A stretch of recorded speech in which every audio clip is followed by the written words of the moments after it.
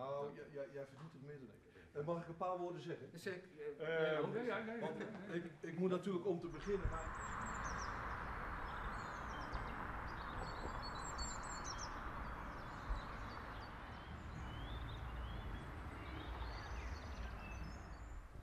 Nou, ik denk een stuk of 5, 6 keer. 7 keer misschien wel. Ja. Ja, maar niet iedere keer werd die zijkant van het huis weer.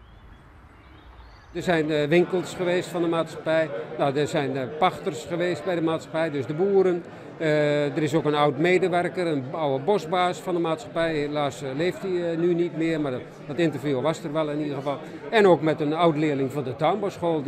Ze is in haar puberteit hier gekomen, om het zo maar te zeggen. Dus ook in die zin een hele ontwikkeling meegemaakt.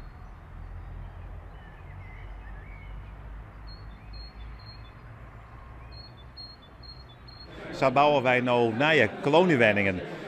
Daar willen we technieken toepassen die er in Nederland nog net binnen. Ja, de oude tuinbouwschool die is in 2004 sluiten. Daar willen we een nieuwe woonacademy realiseren. Met zwaar nieuwe technieken en bewenning en educatie bij elkaar komen. Maar op zodanige manier, zodat we die in Nederland nog net kennen. En zo zijn wij dus met al nieuwe initiatieven bezig. Ik hoop dat als degene die het boek leest, dat hij een beeld heeft van wat er hier heeft afgespeeld. Hoe het gegaan is, hoe het met die organisatie gegaan is en vooral ook hoe mensen hier geleefd hebben en hoe er met mensen is omgegaan.